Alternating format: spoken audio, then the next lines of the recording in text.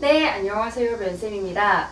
자, 전략 마케팅 면접에 이어서 우리은행 PT 면접 진행해 보도록 하겠습니다. PT 면접은 굉장히 많은 곳이 현재 보고 있긴 하지만 우리은행 같은 경우에는 준비 시간이 짧아서 PT 면접이 어려우신 분들은 또 준비 시간이 짧아 그만큼 굉장히 어려워하시는 은행 중 하나입니다. 우리은행 PT 면접 같은 경우에는 10분 준비를 하고요. 3분 발표를 진행하고 5분간 질의응답을 진행하게 됩니다.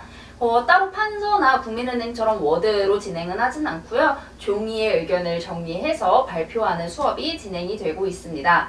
자, 여러분이 앞에서 PT 면접 트레이닝 테스트를 보셨을 텐데요. 여기에서 그래프가 두 개가 나와 있어요. 어느 PT 면접이든 그렇지만 여러분 PT 면접에서 주어진 그 어떤 그래프나 도표 중 무의미한 것은 없어요.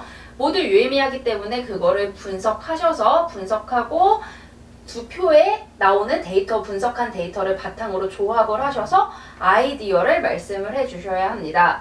여러분이 아마 공유경제 활성화에 대한 찬반 의견을 제시를 해주셨을 텐데요. 여기에서 여러분이 지켜주셔야 할 건 발표 시간이 3분 내로 들어왔는지, 서분결이 갖춰졌는지, 그리고 수치를 활용했는지, 그리고 3가지 이상의 본론을 얘기했는지 등은 반드시 포함이 되어 있어야 합니다. 자, 오늘은 이 공유경제 사전 테스트 문제가 아니라 실제로 현재 우리은행에 다니고 있는 학생 중에 여러분의 선배님 중에 저랑 컨설팅을 진행한 학생의 영상이 있었어요. 제가 그거를 듣고 그 학생이 했던 PT를 텍스트로 옮겨 적었는데 그 텍스트 내용을 보고 같이 우리은행 PT 면접은 어떻게 임하면 좋은지 살펴보도록 하겠습니다. 자, 우리 몇 쪽 보냐면요. 153쪽 볼게요. 153쪽 보면은 미중무역 전쟁에 대한 그래프와 표가 하나씩 나와 있습니다.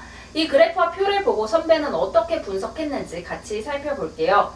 먼저 서론 볼게요. 서론에서는 뭘 해주셔야 되냐면 다른 PT 면접도 마찬가지지만 먼저 인사해주시고 현황, 왜 이 이슈가 현재 뜨거운지에 대한 설명을 해주시고 그 다음에 발표 내용에 대한 기준을 잡아서 나 이제 본론 넘어갈 거야 라고 하는 리드 멘트 넣어주셔야 합니다. 선배는 어떻게 하셨냐면요. 인사를 하고요. 미중무역전쟁이 현재 우리나라에 미치는 영향에 대해 발표를 맡은 지원자 누구입니다.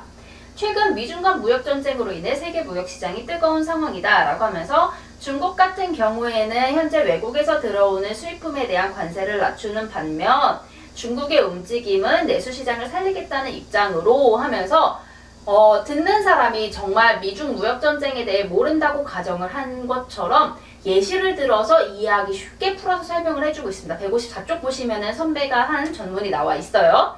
자, 이러한 중국의 움직임은 내수시장을 살리겠다는 움직임은 미국의 입장과는 상반되는 내용이다 라고 하면서 미중 무역전쟁이 현재 어떻게 진행되고 있는지 그리고 여러분이 미중 무역전쟁을 모를 경우 어떻게 이해하면 좋을지까지 친절하게 설명을 해줬습니다. 자, 이런 선배의 서론이 좋은 이유는 뭐냐면요. 먼저 인사를 한 다음에 미중무역전쟁이 뭔지 앞서 계속 말했지만 설명을 해주고 이걸 모르는 사람도 이해할 수 있게 관심을 유도하고 쉽게 풀어서 설명하고 있습니다. 자, 은행원이 고객님이 금융상품에 대해서 모를 때 이 용어를 풀어서 설명해 주듯이 선배 역시 마찬가지로 서론을 풀어서 설명하며 관심을 유도하고 있습니다. 자, 본론 살펴볼게요. 본론은 정말 알맹이에요. 본론은 자, 하나를 어떻게 3개를 넣어야 한다고 했으니까 어떻게 구성하면 좋냐면 먼저 결론 말씀을 해주시고요. 결론에 대한 근거, 이거는 당연히 그래프나 이런 데에서 데이터가 나와야겠죠. 그 다음에 이에 대한 대응책, 그리고 결론까지 이어서 봐주시면 됩니다.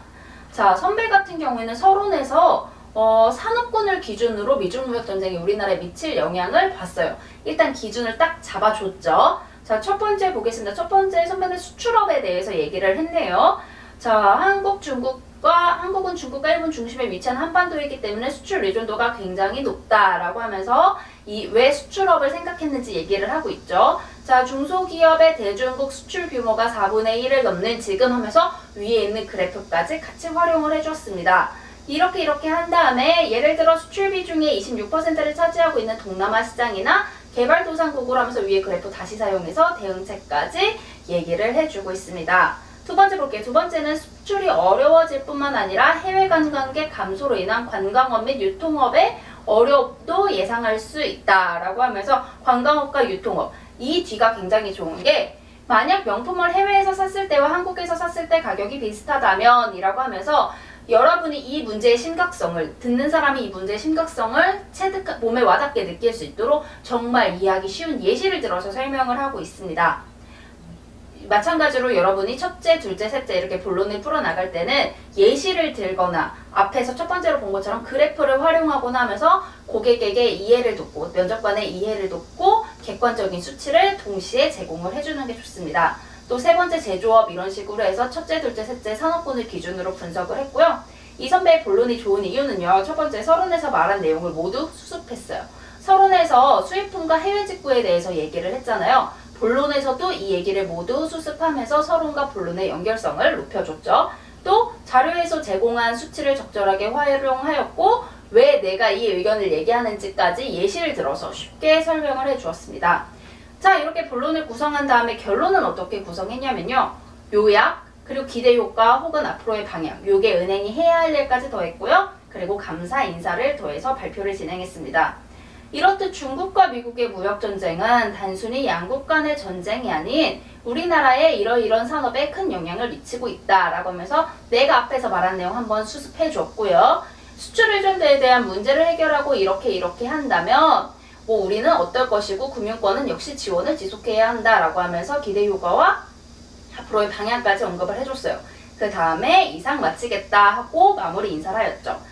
자, 이거를 결국 마무리를 해보게 된다면 서론에서는 인사와 현황과 발표 내용에 대한 기준을 잡았고요. 본론에서는 결론 근거 대응책 결론 순으로 본론 하나씩 구성하였습니다. 결론에서는 요약과 기대 효과 그리고 인사까지 하면서 금융권이 해야 할 일도 같이 시사를 해주고 있죠. 우리은행 PT 면접 같은 경우에 정말 이해하기 쉽게 설명하고 그리고 논리적으로 설명하는 게 더욱 중요한 면접이기 때문에 여러분이 은준생이라면 현재 이슈되는 시사에 대해서 한 번씩 생각을 해보고 이거에 대해 아예 여러분이 여러분 것으로 만들어서 이해를 해야 PT 면접에 이렇게 임할 수가 있거든요. PT 면접은 저도 앞에서도 계속 말씀드렸지만 은행원이 고객에게 상품 설명하듯이 설명한다고 생각하고 고객이 모르는 어려운 용어를 풀어서 설명해 주시면서 고객이 얻어갈 혜택을 같이 설명해 준다라고 생각을 해주시면 좋습니다. 그렇기 때문에 여러분이 자, 밑에 쭉 볼게요. 160쪽부터 나오는 실전 PT 트레이닝을 요청을 하실 때는 비단 녹음만 하시는 게 아니라 웬만하면 녹화까지 하셔서 다른 사람이 같이 있으면 더 좋아요. 보시면서 꼭 피드백 받고 내가 친절하게 설명을 하고 있는지 그냥 와다다다 이렇게 너무 쏘면서 말하는 건 아닌지 이런 말투와 자세까지 한번 확인을 해 보셨으면 좋겠습니다. 자, 오늘도 모두 고생하셨습니다.